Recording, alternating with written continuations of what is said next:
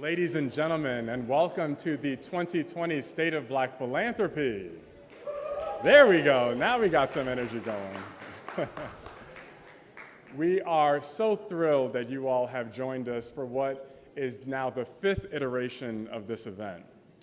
And what has been so gratifying to watch is how it has grown from more than just being an event that happens during Black History Month, but to a year-round movement to invest in driving solutions for Black communities and Black residents in Greater Miami.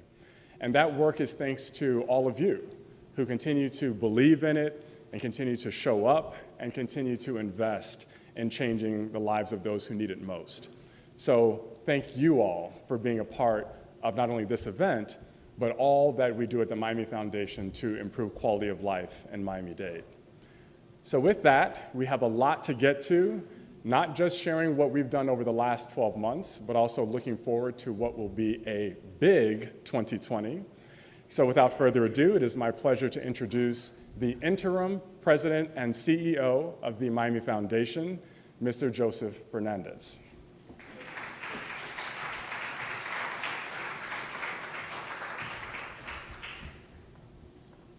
Clearly the microphones were adjusted for the much taller Mr. Beatty. Good evening, everyone. My name is Joe Fernandez, and I am the interim CEO and president of the Miami Foundation, and have been for these past 5 or 6 months, an organization that I care about very, very deeply and appreciate all of the things like this that they do in the community. I'd like to take a moment and recognize a few folks that are here with us this evening. First of all, our current and/or former trustees of the Miami Foundation. Just wave, but a round of applause, please, for folks that give up their time.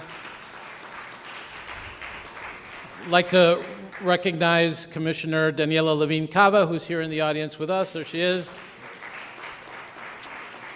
Of course, nothing gets done without the amazing Miami Foundation team. So, huge round of applause for my team, the Miami Foundation.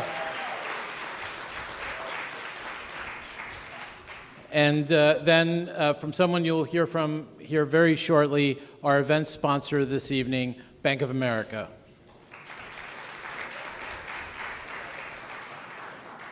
So every February, we hold the State of Black Philanthropy as part of our celebration of Black History Month.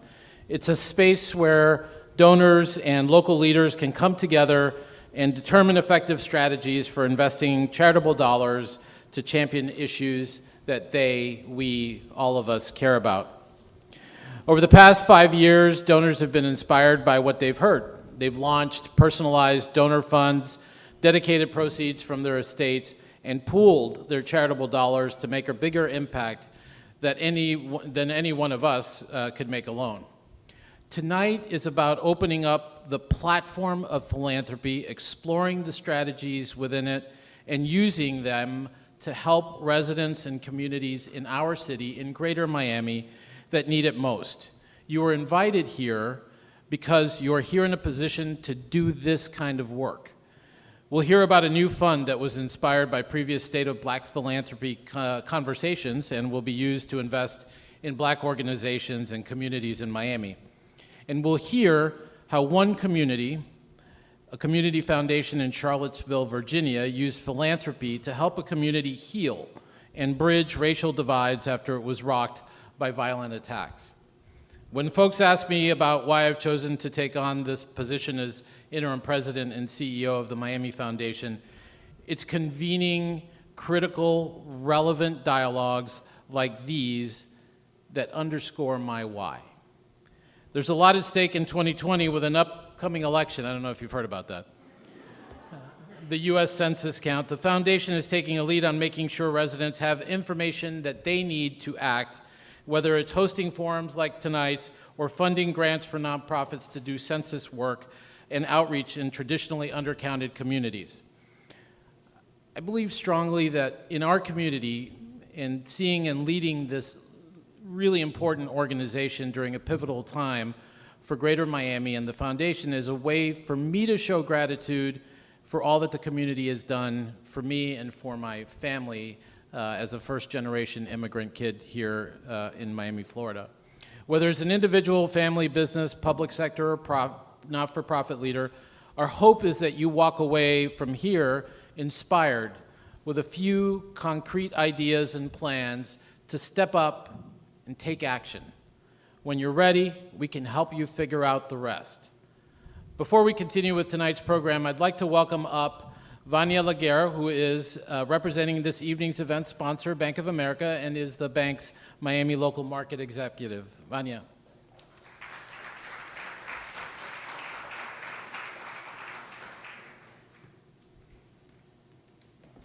Thank you so very much. Thank you. Good evening and welcome, everyone. As indicated, my name is Vanya Laguerre, and I will tell you that my new role at Bank of America as the market executive for the Miami market is only 3 days in process. Okay?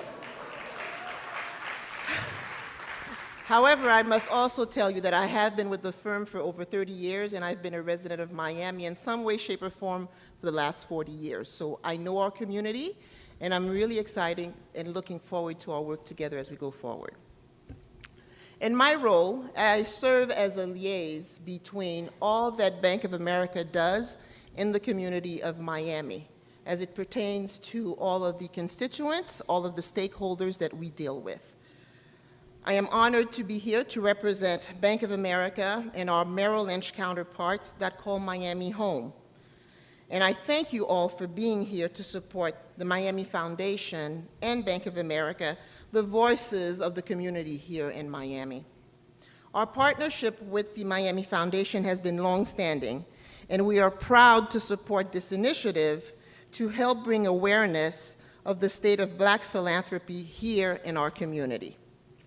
I am incredibly proud of the work and effort around diversity and inclusion, which makes us strong and is essential to our ability to drive responsible growth, meet the financial needs of our clients, of the community at large, and of our employees as well.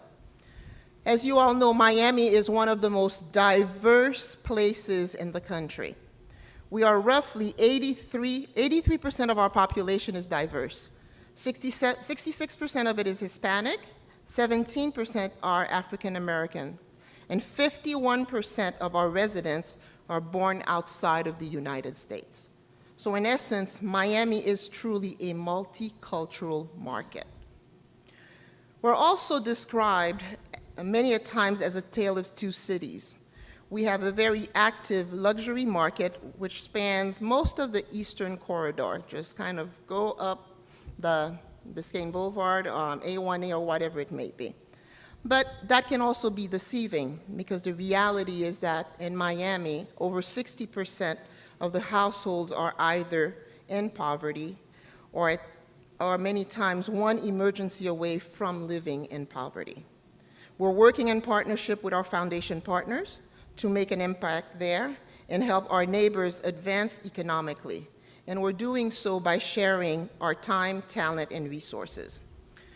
Our strategic partnership with key organizations, such as the Miami Foundation, promote community advocacy and provide us with opportunities to build relationships with external partners and address important societal issues facing our markets in the Black and African American communities. We are directing our resources at Bank of America to address the challenge in our communities, such as economic mobility. We are financing affordable housing, healthcare, small businesses, and other community anchor institutions.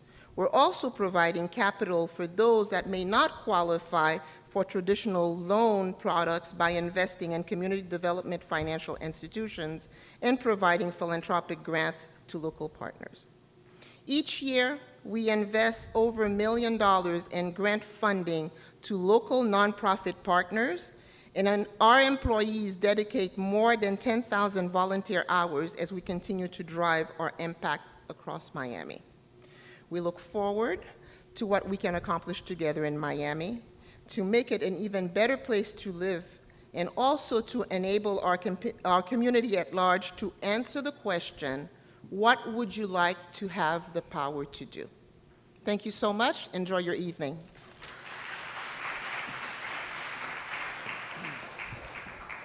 Thank you very much, Vanya.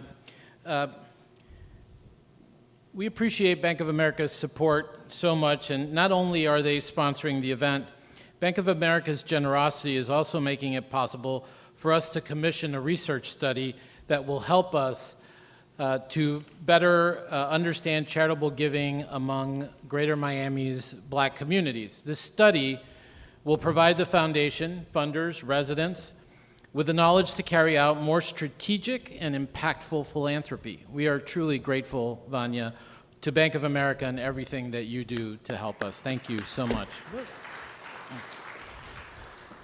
Last year, we heard strategies and lessons learned from Sankofa Sisters, a group of women who were inspired by this event and came together to form a giving circle as a way to raise funds to empower Black women and girls. Along those lines tonight, I'm pleased to introduce Baron Channer, a former Foundation board member and co-founder, along with current Foundation board member Carol Hall, of the new Black Philanthropy Fund at the Miami Foundation. Baron?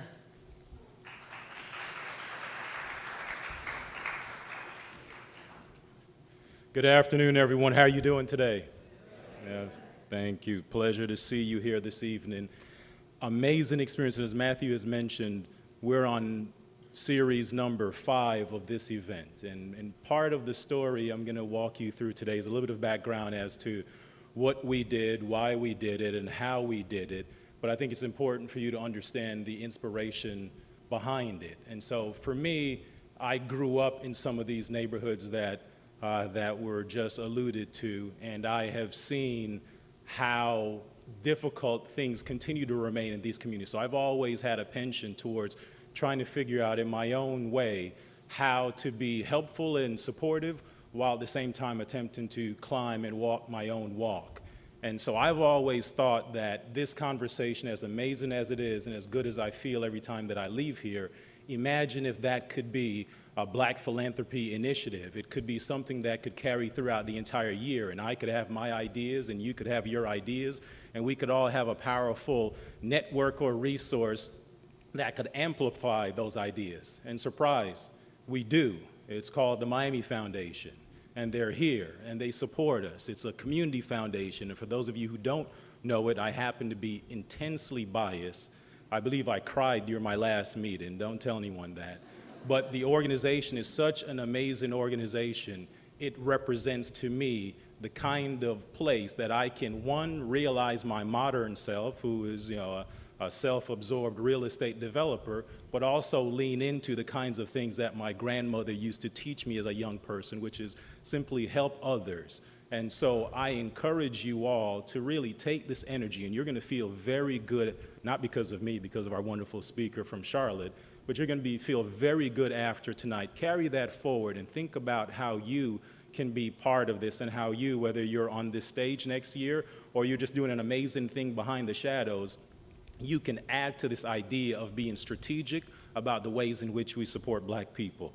I will get off that soapbox and talk to you a little bit about the Black Philanthropy Fund, what it is, why, and how. So quite simply, it is a Give Miami Day activity intended to raise proceeds to support organizations that are authentically rooted in Greater Miami's historic Black communities and have a history of demonstrating success. Now you say, why do that? And I say, why not? Now, yes and is always my approach, and while I've always given to and this year gave to several organizations, I've always felt that those organizations that are in these communities are not very visible.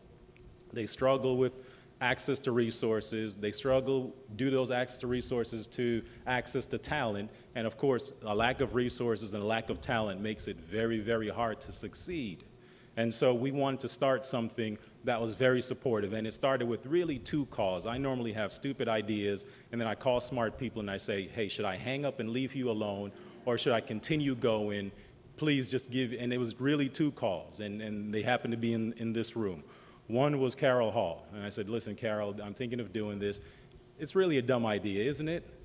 And just waiting to hear her say, okay, then I'd hang up the phone and go back to my emails. And she said, no, that's an amazing idea, And she gave me some counterpoints to think about it. Then I turned around and said, you know what? I probably should call someone at the Miami Foundation. I called Rebecca Mandelman, and I said, Rebecca, this is going to be really hard for you all to do, and it's a burden right now, so I probably shouldn't do it, right? And she said, no, we're only 2 weeks away, but if you can pull it together, we're prepared to provide you the support for that. And so from there, I was trapped into having to do it. And the what was, right?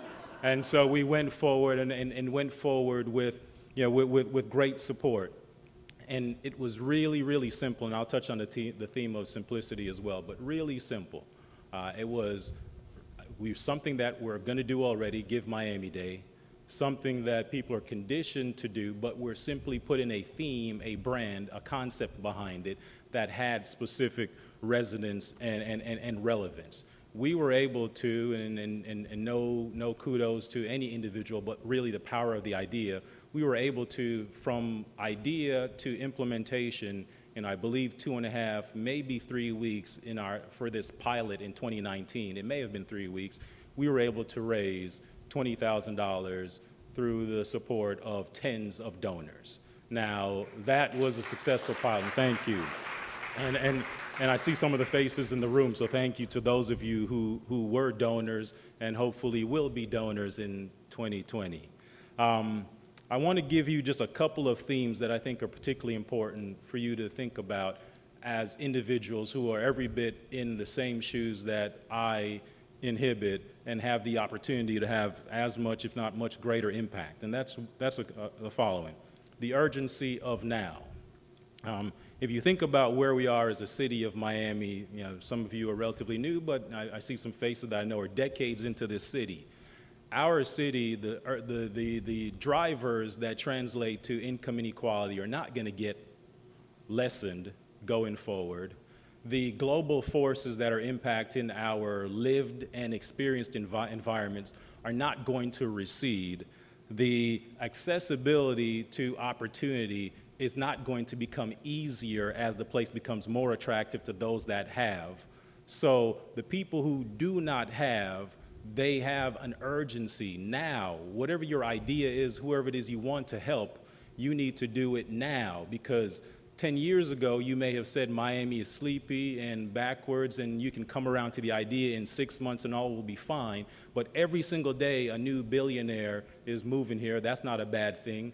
But all of those stresses create an environment in which it becomes challenging for individuals who don't have the resources to be able to subsist and to exist. Housing affordability is not going to become easier as we go forward.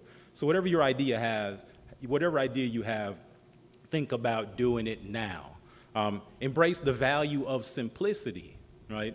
The value of simplicity allows you to easily prototype and try something. 2.5 weeks, $20,000. I've not raised $20,000 for anything in 2.5 weeks, and I've done it before, but never in 2.5 weeks. And it's not because of me; it's because the simplicity of an idea, the timing of it, and leveraging the power of story. Had I done, which I do almost every year, reach out to friends and invite them to contribute to things that I'm passionate about. Had I done that, the success here would have been drastically diminished. But I was able to craft a story, in part inspired by the inspiration from and some of the thoughts from Carol, to put a brand on this thing, give it a handle that people can grab onto. And so it became the Black Philanthropy Fund. That's pretty obvious to understand. Even if you misinterpret it, you're closer to being right than being wrong, right? So, and then finally, embrace the power of the network. And that includes not just personal networks, but that includes organizational networks. We are blessed in the city of Miami, maybe some other cities are, but I think we're more blessed to have organizations like the Miami Foundation, which serve no other purpose but to amplify your passion for giving and connecting you in meaningful ways to those who need. Take advantage of that. Give them a call. Shoot an email to Matthew. Shoot an email to Rebecca. Take advantage of the fact that you have peers who may be supportive of your concept and idea, who you may not think, as I looked down the donor list, and I had certain silly preconceived notions about who would give, given the fact that this is the Black Philanthropy Fund, and we're rooted in Greater Miami's historic Black neighborhoods. So you can guess who I thought would donate, and sure, some of those people did, but you look down the list and you realize that Folks connect to passion, folks understand need, and when you give them an opportunity that is simple and easily embraced, they will respond to it. And so I leave you with those things: the urgency of now, the value of simplicity, the power of story, and the impact of a network. And I encourage you to turn this State of Black Philanthropy event, and Matthew mentioned the movement, magnify the movement. You can do 10 times what I have done. I invite you, if you're interested in this simple idea, to support us next year. We will be doing it again, Black Philanthropy Fund, during Give Miami Day. That's really all it is right now. Maybe there'll be more to it, but my brain can only process that layer of simplicity. I'd like to close with just a couple of thank yous. First, Rebecca, thank you for first taking the call. I think I should thank you for telling me it was not a stupid idea. It took a lot of work, but it turned out really, really productive. Carol, thank you for the amazing investment of your energy, your intellect, your financial resources, and your personal resources. Simply, this could not have been successful without that. Sharice Grant, thank you for the amazing insight you have about all things related to giving and supporting need in Miami. You are a treasure unlike many in almost any community. Matthew Beatty, thank you for the assistance with the story. You helped us craft a narrative. You helped us figure out how to present it. And then I do want to throw one name. I'm not sure if he's here, but I think it's important. We're on year 5, and this State of Black Philanthropy has a brand, and all brands have a history, and sometimes that history is manufactured, and sometimes that history is real and authentic. And one authentic element of our story is the impact of Mr. Marlon Hill when he was a board member with the Miami Foundation, as I was a younger board member.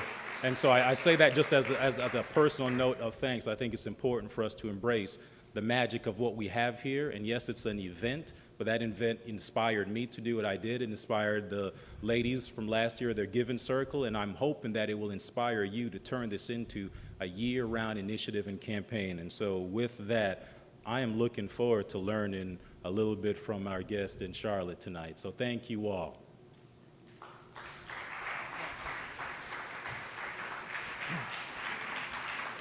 That was not paid advertising for the Miami Foundation. Thank you very much, Baron. And I will testify to this. He did cry the last day on the board because I was there, and he has been a passionate advocate for everything that we do at the Miami Foundation. And if you don't know us, you should. So if you're thinking about championing your own initiative or stepping up just as Baron and Carol and other donors did with the Black Philanthropy Fund, reach out to us. It's as simple as a phone call to our team who are listed there in all the thank yous from Baron, who are amazing and will help you accomplish your goals. But nothing happens unless you step up and do it. I want to take a second because Baron mentioned Give Miami Day, and this past year, in November, at our annual Give Miami Day 24 raucous hours, we were raising $1 million an hour. $14.5 million in 24 hours for this community, for 800 plus charities that all of you cared about. Isn't that awesome?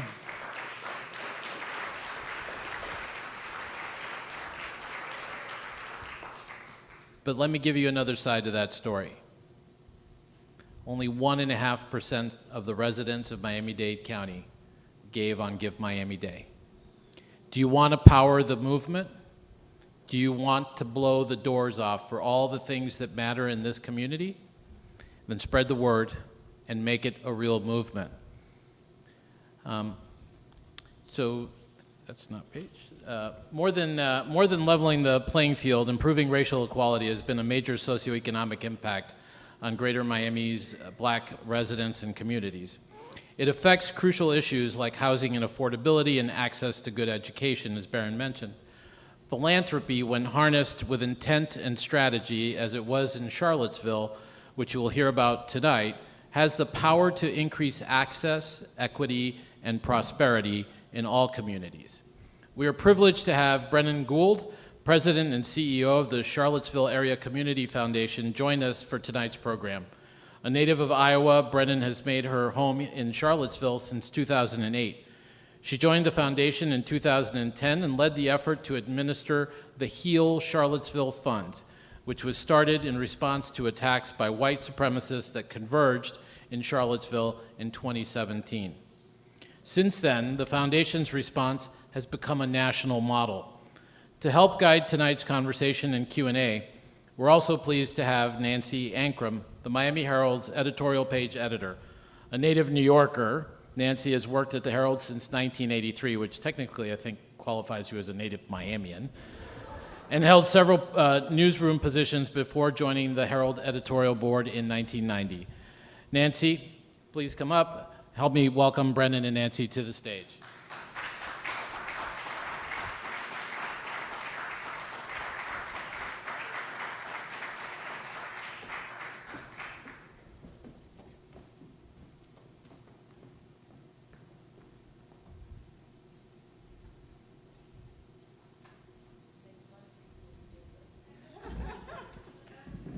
I think it's on. Yes, it's on.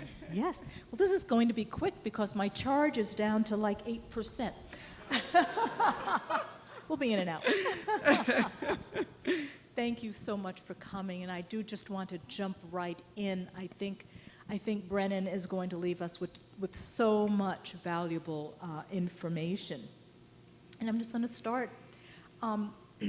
There is a very clear line of demarcation between the vision and the mission of the Charlottesville Area Community Foundation pre-August 2017 and post-August 2017. Can you talk about the before, please? Yes, and thank you all for having me here. I'm really excited to be with you today to share our story and also just to engage in conversation.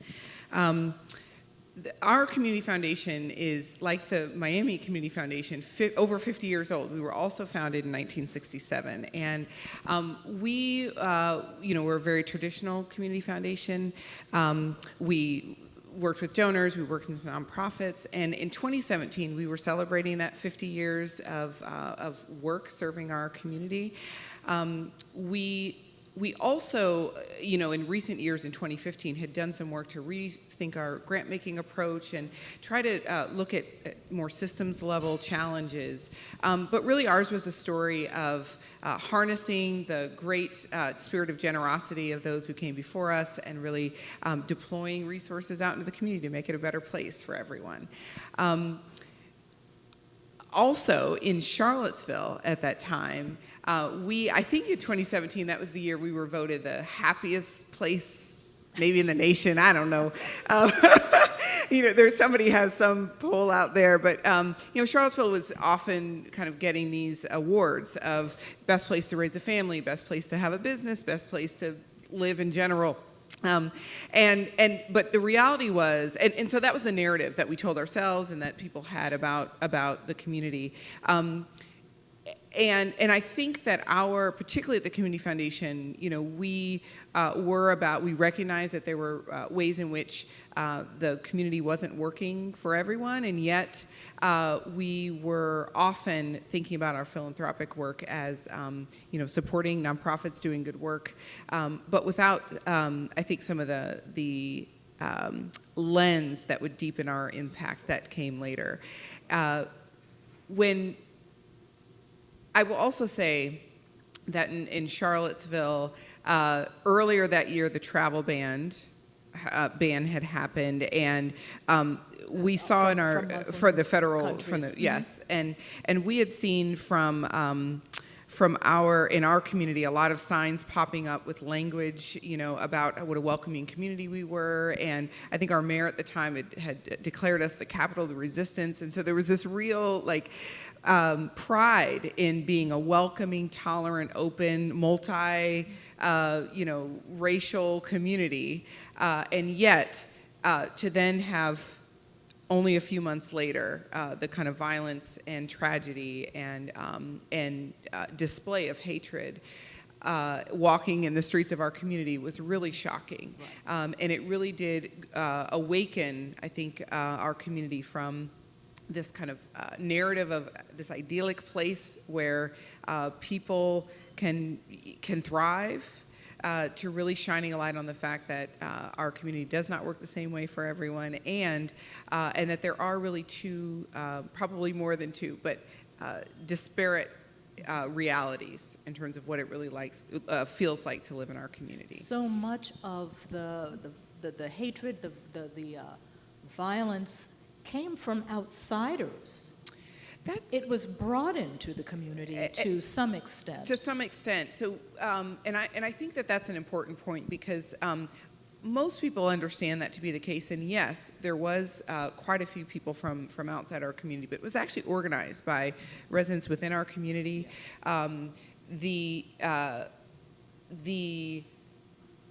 The months leading up to that, there was also much that was happening within our community that were very much residents there. And I think it highlighted the reality that we not only are living with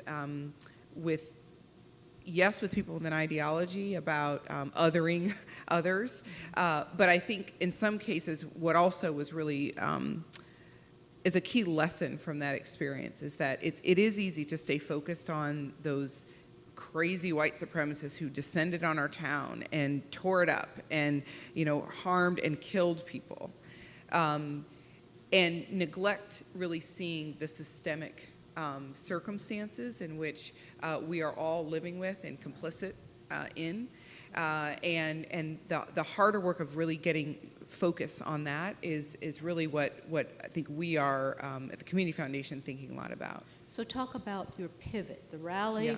The violence was a real slap upside the head. Yeah.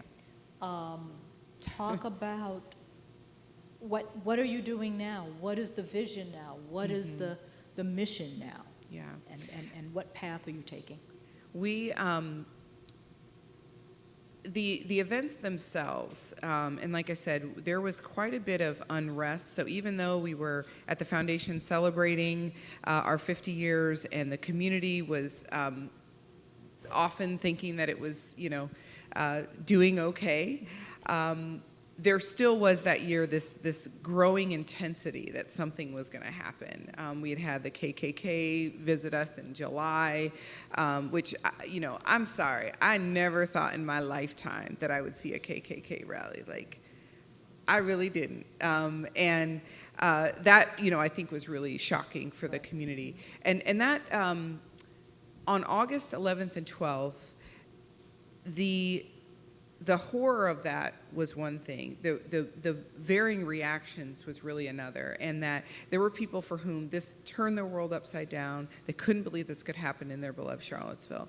And then also there were many residents who this was, they knew this was a legacy, a part of a long legacy of racial terror and violence, and really sort of communicating to Black and brown people and to people of the Jewish faith where they in fact belonged, and didn't belong. And that, it was absolutely a deep trauma, but not surprising that this happened in Charlottesville. And so I say that to say that there were the responses then that many of our community members had was some sort of wanting to just like make this thing go away. Everybody, those crazy people flew back to their towns, wherever. Normal. Let's get back to normal. And so, and in some respects, there was kind of this flurry of activity of, we just, we'll have some community breakfasts, and we'll kind of, get together in multiracial spaces, and like that's going to make it better. We'll have some lectures, and all of that, I think was coming out of this response to do something and make this go away and make it better. And somehow we'll feel better at the end of that. For us at the Community Foundation, we were the beneficiaries of an extreme outpouring of generosity. Over $2 million came to the foundation in those early months, and in the years since.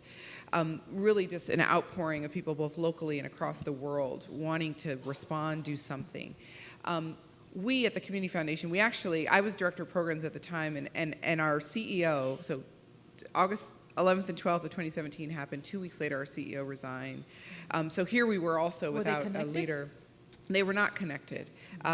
I was out on maternity leave. It was just sort of, I just want to give you a picture. It was like chaos in terms of the kind of office, what do we do in this like national event, and how do we respond? And we wanted to, our first priority was really to support survivors of the car attack. That attack actually literally happened at the doorstep of the Community Foundation. I walk by the memorial every day into the office for Heather Heyer, and so there was an immediate need to support survivors. And this is one of the things that we found in our response was that while there were lots of other pots of money around that were there for victims and there for medical expenses, they were not nimble. They required people to fill out a lot of paperwork and to make their case for why they needed support. We were very intentional. We partnered with a nonprofit to flow dollars, to be nimble, to fill gaps, to buy gift cards at Christmas time if that's what people needed, but to pay rent and all the sorts of additional costs that come up when you can't work. And we do know that many of the survivors would probably be homeless had it not been for that very responsive funding. The other thing that we knew we needed to do in that kind of immediate time was our whole community was hurting. And that trauma was not experienced the same way by everyone. And so we made grants to nonprofits to support trauma counseling for the broader community. And that also was another learning for us. It really exposed the degree to which we, as a community foundation, were connected with some parts of our community, but not all. We were not well connected to our faith community, which is a significant sort of source of healing and support for different community members. The nonprofits who knew us and knew to approach us for funding did that, and we responded. But it really did expose that, wow, we need to build our networks and think differently. Do you think the foundation knew what it knew, but did not go any further? In those initial months, yeah, and part of it, I think about, again, some of the lessons learned and being prepared. It is about networks and acknowledging that we are many communities. There isn't a universal experience of Charlottesville, and therefore people need different things, and particularly in a time of crisis, need different things. So it has meant that we are thinking about, okay, how do we look beyond and not to the exclusion of, but the usual suspects and the sort of regular, well-established, well-funded, pro-grant writer kind of organizations that often we were supporting. We also wanted to pause. I mentioned a bit about the kind of this flurry of activity that happened in the months following. We wanted to pause and really take time to self-assess, and that was really critical. In what ways might we at the Community Foundation have barriers to access to the resources that are here? What assumptions are we making about our own philanthropic practice, about our own positioning in the community and the ways in which we are showing up? How do those who don't access us, see us? And that really led us to, we did a lot of work to organize people who had never applied to the foundation before, a lot of people of color, and who were leading initiatives that maybe weren't necessarily nonprofits. As community foundations, we are by the IRS required to give to 501c3 or other kind of governmental agencies, but that was proving to be a barrier in our community, that a lot of the good work that was happening, very grassroots, didn't need that nonprofit infrastructure, and yet it wasn't, that work wasn't on our radar, and in some ways couldn't be because of our own guidelines. How did you get around that, or did you? Oh, yes, we did. Tell us your secret. Yes, so we, it was important to me that we develop the guidelines for a special grant round that we held to think about access. And we did a few different things because we heard these were barriers. One, we opened it up to anybody to apply. It was my point of view that if you live in this community, you have a point of view about how to make it better, and that matters. And I want to hear from you. You could be an individual, you could be a business owner, you could be anybody, and you could apply to this opportunity. We were going to figure out on the back end how to get your money to you, but tell us what you think we need. We also released our guidelines in English and in Spanish, which we had never done before. We accepted proposals handwritten. They could be texted to us on the phone. Like we were prepared to take it. However, people were going to apply. Typically, we would require it all happen through our online portal, and you had to give us outcomes, and there was all this sort of grant speak and nonprofit kind of philanthropy process that was really getting in the way for people. We simplified the application, had a lot of grant writing support classes, and I tell you what, there were old church ladies came out to write their proposal. I mean, this was a real example of people who had dreams, and for the first time were actually sharing them. And that the process itself was healing in a way. I mean, I think we heard from some of our community members who did respond to the grant opportunity that for the first time they felt like they saw an opportunity that was actually speaking their language, that was talking about barriers and systemic racism, but it was also acknowledging that that it is important to trust in the experiences of those living the impacts of this. This was the first time in our 50-year history we received about 100 grant proposals in response to this opportunity, and for the first time, over half were from organizations who had never applied to the foundation before, which was really remarkable for us. Usually it's maybe 5, in a grant round are new to us. And also about 60% or so were from people of color-led initiatives, which was huge in Charlottesville. Were people asking for? You could apply for up to $50,000, and many people did, yeah, and so we had 3 million in requests. We couldn't fund all that. We did $1 million, but it really exposed what opportunity there really was out there and what demand, and that people really had ideas. The things that we funded, I'm sure, are things that are happening here in Miami in terms of greater access for workforce development, support for returning citizens.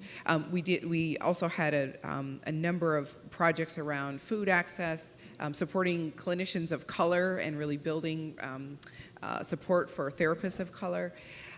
We also supported groups that were telling more of our collective history. There were documentaries. There were, not only stories of systemic racism, its impacts, and the oppression of Black and brown people, but also their many contributions to our local community as well, and stories of resilience and success, and in an effort to also change the narratives around Black people in Charlottesville.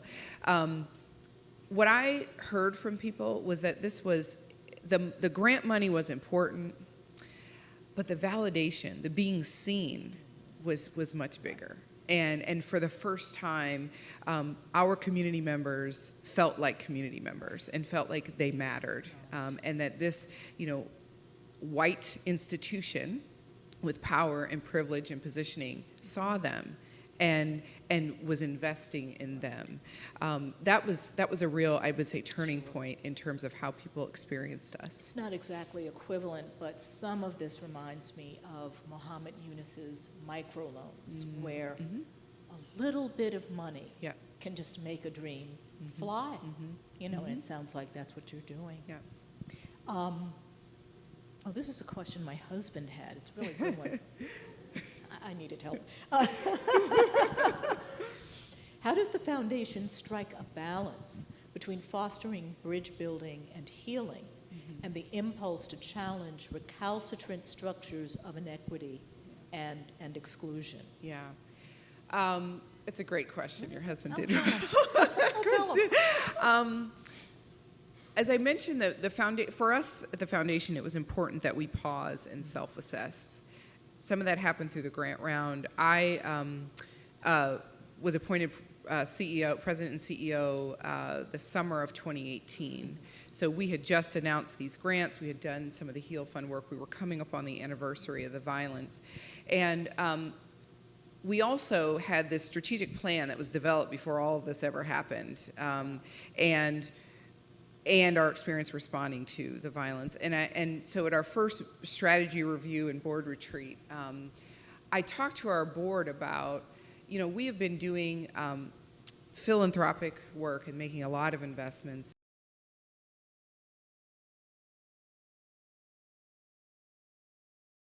in our region for over 50 years.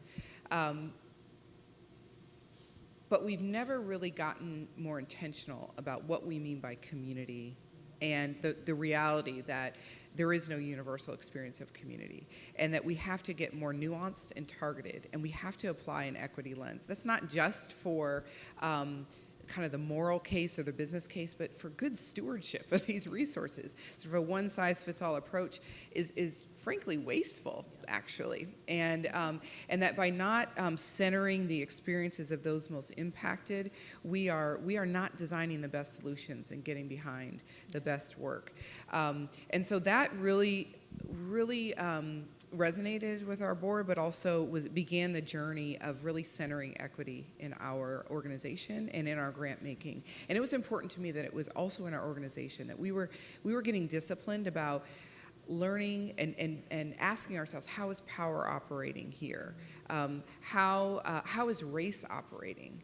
And really taking a systems approach. You actively ask those questions. Yes, we're getting important. better at it. That's It's really a little important, uncomfortable, but we're getting better at it at the board level, at our team level, but also, because part of it is seeing that we all live in systems and structures that were designed to divide, to over-advantage some and under-advantage others. And I do think that the conversation around racial equity tends to look at the under-advantage and not address the over-advantage, and not even clearly articulate that over-advantage, that there is this thing called whiteness that was constructed and that there is a narrative of the supremacy of that and the preference for that, and that part of dismantling structures, systemic racism, is also dismantling and keeping in full view that narrative around the supremacy of this thing called whiteness and the power that it has. That has caused us to really look at shifting norms within our organization, cultural norms, this practice of operating with more intentionality, interrogating everything. The Community Foundation model was built in a certain way at a certain point of time and has grown up in a certain point of time, but without the intentionality of this lens of, okay, but how is power operating? Whose interests and ideas of what's good is driving change here. And I think we saw that in that special grant round, in that our ideas, we were funding things that had been happening all along in our community and yet weren't on our radar. And it does speak to some of the barriers and practices kind of built into our own ideas of philanthropy. You called it a special grant round. Will they be invited back, the recipients be invited back to? Yes. So we had, that was the first time that we had ever applied these kind of guidelines where anybody could apply. Our other, we're required, all of our other grant programs and our discretionary grant programs as well required you to be a 501c3. They had all these other requirements around it. This year we are actually institutionalizing the practices of that grant round and expanding them.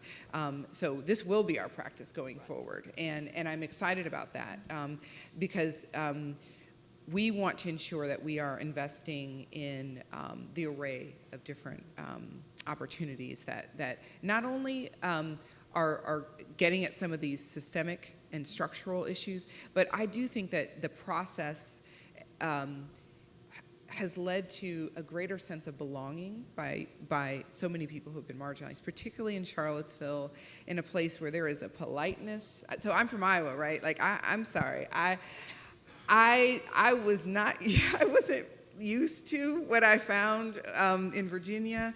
And I say that just in the sense that when I saw Confederate flags in Iowa, I knew what that meant. It was a very different kind of experience being brown in Iowa. Brown in Virginia, there is a politeness and that we can live proximate to each other, but I don't actually have to interact with you. That's an old story. And yeah, and I think that part of our work is building agency and building ways for people to feel that they belong, and to build greater bridges between people as well. To what degree will those grantees, I understand that rules were changed, guidelines, I don't want to say loosened, but tweaked to get them in the door and get money in their hand, but they will have to justify as years go by, and they will have to show results. Yes, right. And one of the things that we learned was the foundation needs to do more to invest in capacity building support, because there were people, this was their first time getting a grant, and also they have great ideas, but sort of again all of the kind of how am I tracking things, there was a need for additional capacity building support, and we are planning to make a larger investment in that. And that's also an equity issue, right? That if you have resources and you have access, you can, keep building on your good success.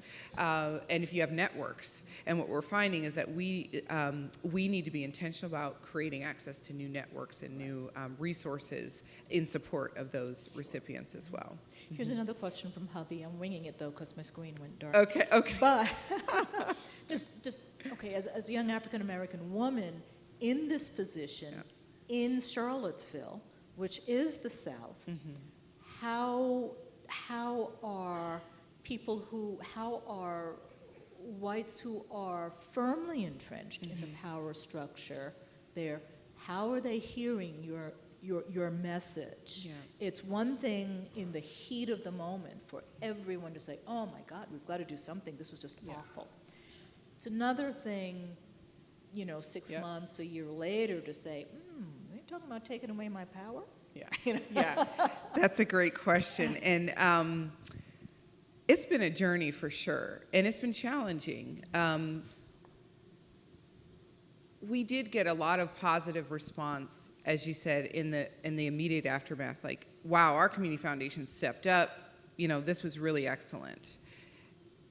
Okay, that's enough of that, And as we have talked about really centering equity and being committed to being intentional about how race is operating, how power is operating, and reimagining systems and structures to create more equitable outcomes.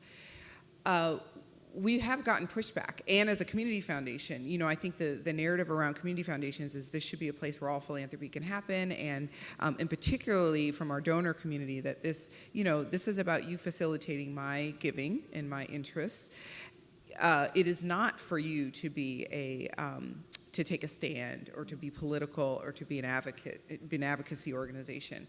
I sent out a communication last May that was really articulating our equity journey to that point, and was sharing with all of our stakeholders that we were going to center equity, and that this was not purely in response to 2017. That actually this was a deepening of our commitment to our founding vision, which was that as a community of people sharing a place, we are deeply interconnected. Whether we have relationship with one another or not, our futures are entwined. And that in order to thrive together, we have to value and invest in each other. The reality is, not all communities work the same way for everyone. And so equity is about really seeing people in their full context and doing that with discipline and with intentionality, so that our solutions to ensuring that people can, to make the most of the opportunities for them and their families, that they're targeted and nuanced and accessible. When I shared this communication, some of our longtime friends took great issue, and they struggled with the use of the word power, with the use of the word race. They felt like this was going to be a mandate on them and their giving. But they also felt like this was about the foundation now becoming this kind of group of social justice warriors that, and I will say that their read of that letter absolutely was connected to the fact that it was I who sent it. You know, that here's this young brown woman who many knew, you know, so these were people I worked with over the years that I've been with the foundation. And when I was in rooms with them afterward to talk about their concerns, they would start by saying, you know, I was so happy that you got the job. You know, we have such a great relationship, and, you know, I've always liked working with you. But, you know, hey, little brown girl, get back in your lane. You know, like that was really the language and the messaging. This was uncomfortable, and it was also, there was this assumption that what this was going to mean was that because it was a black woman leading it, and I will also say that the foundation team is now largely, it's majority team members of color. So we're 11 now, and we have 7 team members of color. That also was a major shift, and we. You know, our director of programs is a black female. We hadn't made any changes to our grant making yet. We're doing that this year. We hadn't made any changes, but just the fact that there's a black CEO, a black director of programs, other black team members, you know, the assumption was that, man, they're going to do everything through their blackness, and it's all going to be about race. Right. And if people didn't get funding, the assumptions were it's because, well, you don't like police, or you don't like, you know, you've got some agenda that you're driving here, and so it's really kicked up and exposed. And I think our board is really having to grapple with the reality that that one, they have a role to play, and our board is largely white and white male. I will say they are on this journey, you know, and I'm extremely proud of the ways that board members would call their friends and field some of these questions and do the best that they, you know, could at that point in time in terms of explaining why we're on this journey, but really trying to lean into that discomfort. And I think they're realizing too that there is, you know, this work is done at great personal and professional costs to me and to my team members of color, that this work is carried differently. The burden is much heavier for us. I will say some days I am tired and I wonder what in the world I'm doing, and why. And yet, you know, I've got 3 little brown babies at home, and I do, and a black husband, and I do believe that, you know, it's critical. It's a critical fight for us all. You've been scorned, girl. But you're still standing. Let's broaden the conversation a little bit. How do you define philanthropy, especially post-2017? Yeah, you know, so the root of philanthropy is, the definition is the love of humanity, right? And I do think that sometimes we can love humanity and not love people. Yeah, and for me, philanthropy is about really seeing people fully, and with all our complexity, and some of that I think comes from my own personal experience. So I mentioned I'm from Iowa. My mom is black, my dad is white. I grew up on a hog farm. I grew up loving NASCAR and Bon Jovi, and, you know, I detasseled corn as a preteen. You know, culturally, you know, my experiences weren't, you know, like didn't match up with how I looked exactly. And so, you know, and then when I was around more black people, I didn't have some of the same cultural experiences. And so a lot of my life, I have felt very acutely my difference, and I've also felt like I was being forced to kind of fit into some box, right? And most of us as people, all of us as people, find ourselves in that. We are not the one sort of singular aspect of our identity. And I do, part of my understanding of equity is also about seeing people fully in their context. That means that history matters, race matters, power matters. It also means that we've got to understand how systems and structures are impacting people's lives and their ability to thrive, and that isn't a universal experience. And so, I do think that philanthropy is often understood as the practice of giving money to support some effort that supports someone else.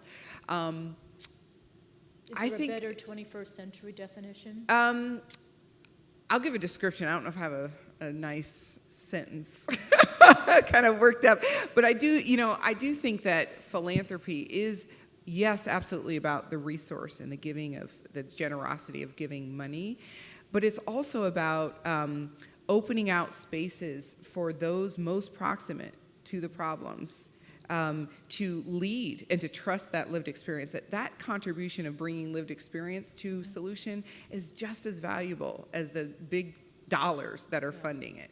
That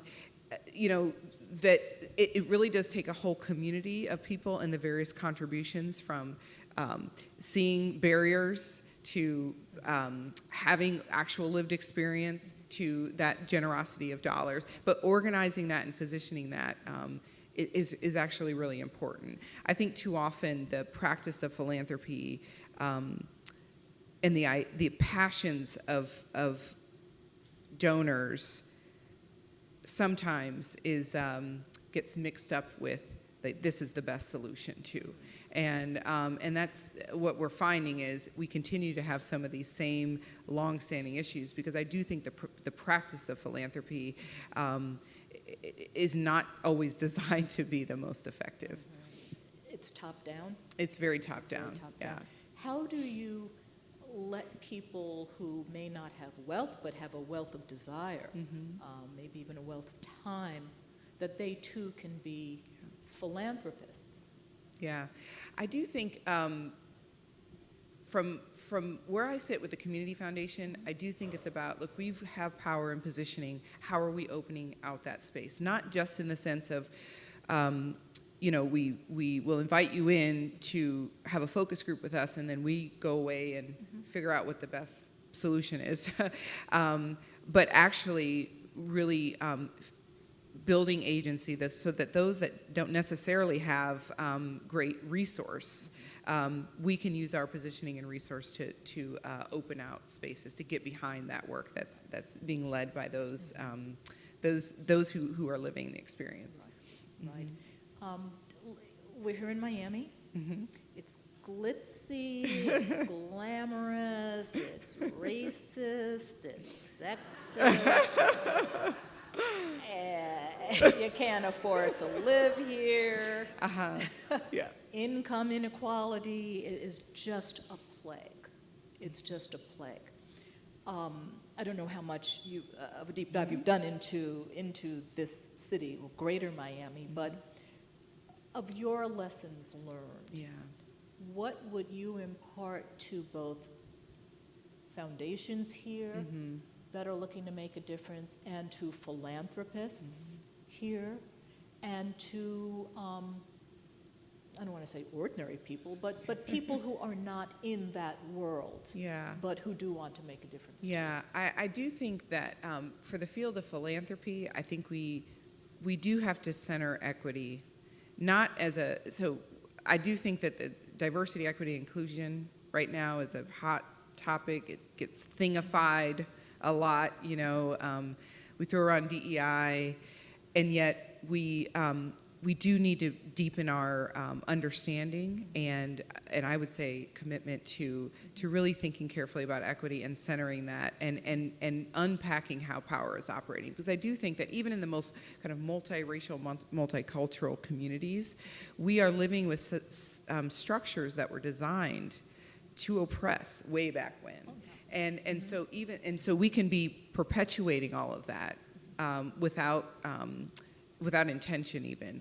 And I do think that kind of willingness to interrogate the status quo and to keep interrogating it and to reimagine new ways of organizing, new ways of being in community is really critical. And I don't know, so something that I talk with my board about is, there's kind of this impulse to say, okay, but what does it look like? Like give us the concrete thing that we're striving for. And the truth is, I can't, because we don't have equitable communities that we can just point to.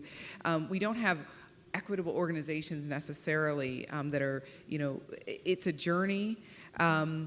But it also means that we are striving towards something that we can't yet see, but that openness to really to reimagine, to kind of keep living with principle and taking risks, I do believe will help us realize something that's very different than what we have today. Can you point to, you've been on this new journey since 2017, mid-2017. Can you point to some results that this new approach has brought about? Yeah. Something you can really see and touch? I think that some of it is in the environment in terms of the culture shift. Just that at the team level, we have been doing caucusing, where we do divide up our white colleagues and our colleagues of color. And we have discussions about how race is operating in our organization and what we personally will be be can do differently to shape that. We do. We have a facilitator on that. Yeah. But what it has meant is open out a whole new level of vulnerability and conversation and candidness across the team, and also with the board. That is allowing us to deepen our work together. And it's changed how we've thought about our hiring. It's changing conversations around vendor selection, around our investment approach. It's really building out this new discipline to say, hold up. Before we just go do the thing we've always ever done, or look at this kind of problem or community trend in the same way we always ever have, let's unpack the assumptions here, the narratives. Let's check our own biases. Let's really sort of think about this differently. And it might mean that we keep some things the way that we've done them, but that discipline to pause has been really significant.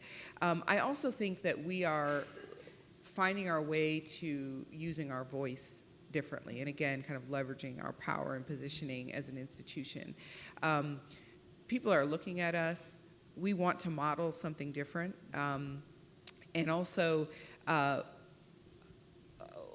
we can't be silent. Yeah. And I think for a long time we've tried to just, it feels safe to just, kind of do the work and people will see the great thing you're doing and understand it. And yet there is a time to speak and there's a time to use your voice. And I think as an institution. Has that lost you any donors?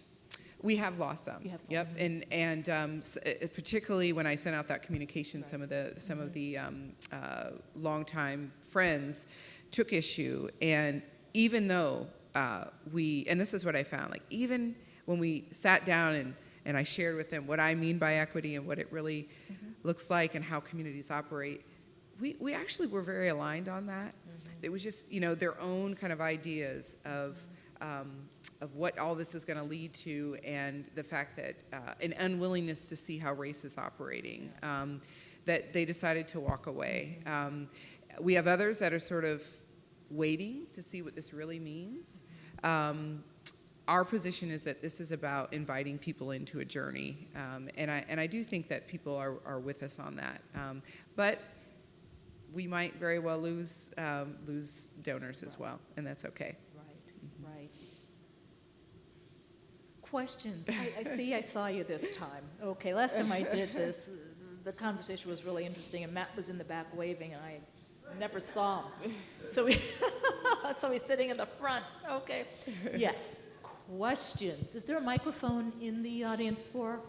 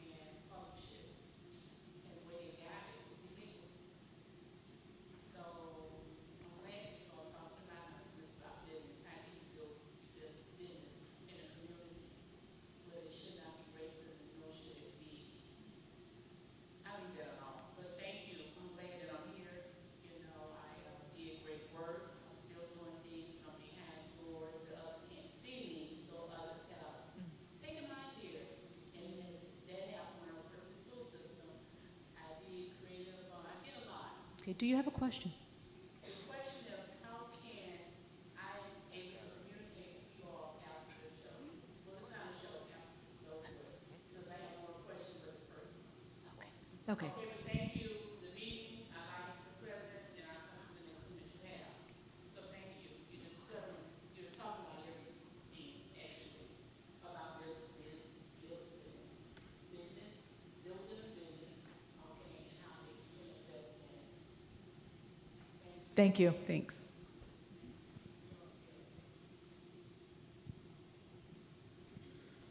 There's a question here, hand raised on this side. Hello.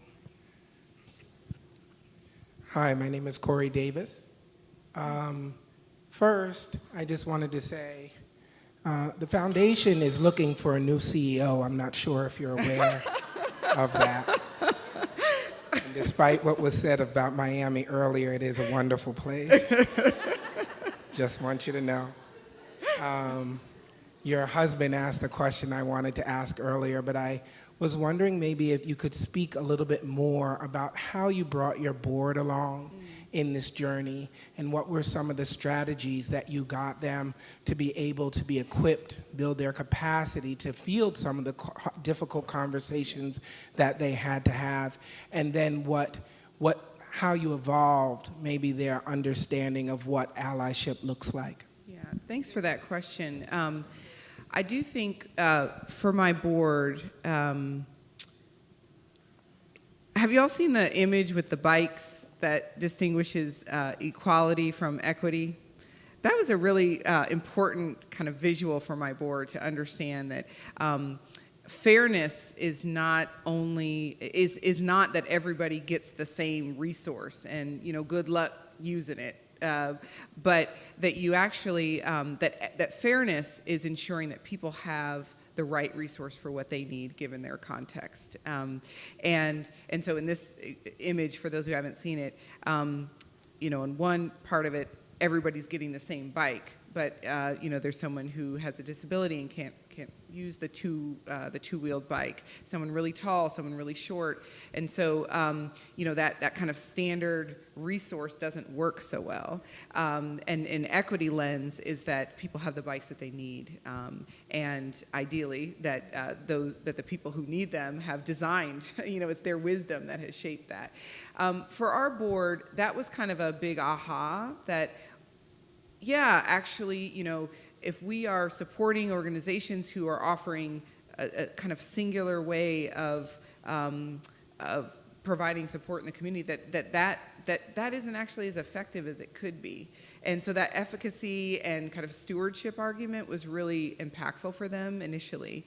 When they authorized an equity journey, I don't think they quite knew what they were signing up for. There was a certain level of comfort talking about equity kind of writ large, and but when we started to talk about race in particular, and that this is a system of power that we have to understand because it is always operating. Yes, there's intersectionality, but we've got to be able to center race, and we're going to do that explicitly, not exclusively, but explicitly. That was a little bit harder for the board, but they did trust that this was the right thing to do. Now that was probably about 18 months ago, and now we have had trainings. We have a consultant that we've been working with. We've had trainings about how race operates in the system of racism. We've had various kind of tools that have helped them as well. What we're finding, though, is we need to deepen that understanding and commitment. And I do think that this kind of goes back to the question about me as a Black leader. Often what happens is there is a reliance on the people of color in the room to be carrying the journey and to be explaining and directing. And I would say even 2 weeks ago we had kind of a big a bump with me and the board members that really did expose that they can't just count on me to be the one that understands race, racism, power, equity, that they have to as well. And for the sustainability of this effort that they have bought into, we have to make sure that we've institutionalized it and deeply embedded it, both in our governance approach, what it means to be a board member, in our committee work, on our team level, and it's not enough to have a stated value on our website or, policies and procedures even, that this has to be personal. I will say the other thing that I've talked to the board about, and in my own work have tried to really model, is how important it is to be vulnerable in this work, and that this requires personal change, that systems and organizations don't change unless people change, and that kind of expectation that you've got to own your own personal growth, and I'm going to keep challenging you to grow personally is part of it too. And we've hit some uncomfortable spots in that, but because I do believe it takes all of us, we all have different work to do, but we all have work to do. Some of my white board members, they have had to feel, it's important to me that they recognize that they are part of this journey too, and they do have work to do. And I think I'm very proud of our white team members who are really leaning in and modeling, even for our board members, how to make this happen. Have you had any board members leave?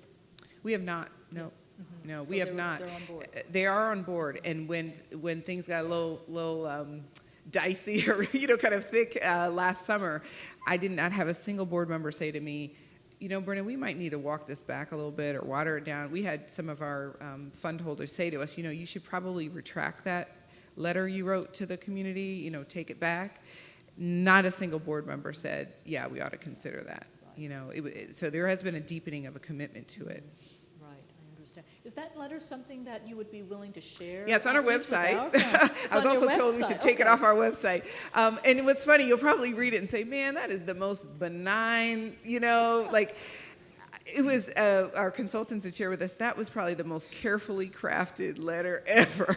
And yet still, people sort of read what they read into it. Yeah, but it is on our website. It's a letter from the president about our equity journey. Yeah. That's great. More questions? Yeah, right here. So, hello, my name is Polo Coronado. I'm with Europe, South Florida. So, when I think about community investment, I think about return. So, for me, community investment is about return. If you measure the wrong thing, you get what you reward. So, for instance, when we talk asset limited, income constrained employed, ALES, and how much people is above that threshold, we're going backwards. So we have more people than 10 years ago. We have more people below that threshold where people cannot pay their bills.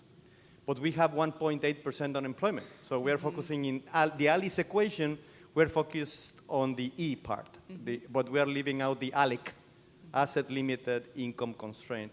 So when you evaluate investment in the community, what are the kind of return on that investment that you're looking at? Yeah. What are the measures? Because again, you get what you reward. Yeah, that's a great question. I think that we are evolving our thinking around that because what we are seeing similarly is that the kind of traditional measures of success and ways that we understand problems and what it looks like to make a difference and to notice difference or see a difference isn't that we need to reevaluate those measures as well, and that the design of them can be who's designing what success looks like also is part of it, and I think that that discipline to interrogate all of that helps us get a better lens on what actually is happening and why we aren't seeing the kinds of results that we'd like to see in different areas.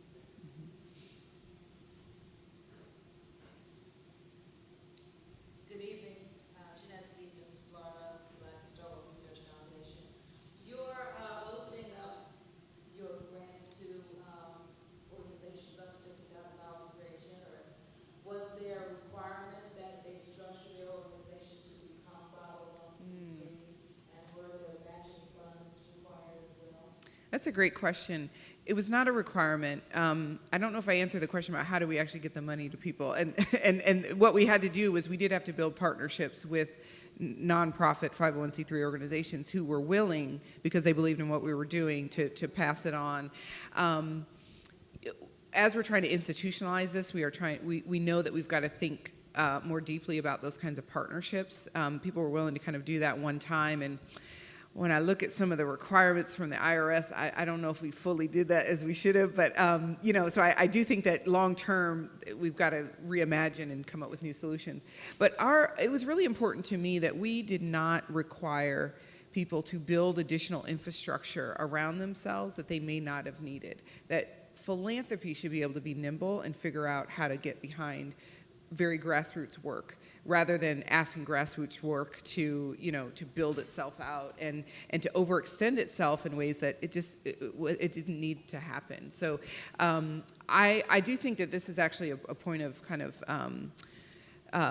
again, rethinking, reimagining. Is how do we extend philanthropy, especially through institutions, in new ways that don't require that don't require us to rebuild and kind of more deeply commit to the status quo and ways of doing things. It doesn't mean that the nonprofit model doesn't work and isn't appropriate, but again, it's not the only way, and being able to adjust to that is important. How are you reaching out to an immigrant community that might have a different cultural understanding of philanthropy, and as they grow and acquire wealth in the Charlottesville area, how are you grooming them? Yeah, this is a great question, because I do think that in some communities, philanthropy is about neighbor helping neighbor. It's about it's different than funding an organization to do something, and but one thing that's really important is we don't often pay for people's time, right? And so some of our grants were really about paying people to go do the thing that they do, which was supporting their communities. They were a trusted person in their communities, and that kind of just connection was what we were actually funding. Again, there are different ways of thinking about it, and I think we sometimes it really is about using dollars to indicate the value of someone's creativity and connection and social capital. Brennan Gould, I want to thank you so much for sharing just your vast experience here. Thank you.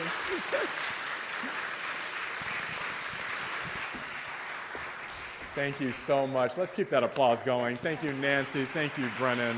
Incredible conversation.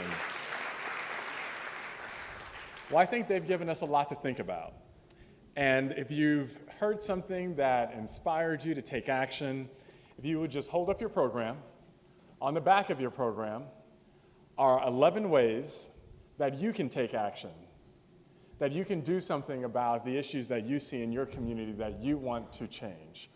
And so the hope is that, again, that it won't just be a once-a-year State of Black Philanthropy when we gather and discuss and tackle these issues, that there's something that we can do, each of us, over the next 12 months, so that when we meet again next February, perhaps it could be you on this stage sharing how you took action and took your passion to the next level and invested philanthropically in a solution for your community. So with that, thank you again, Brennan, for joining us. Thank you, Nancy.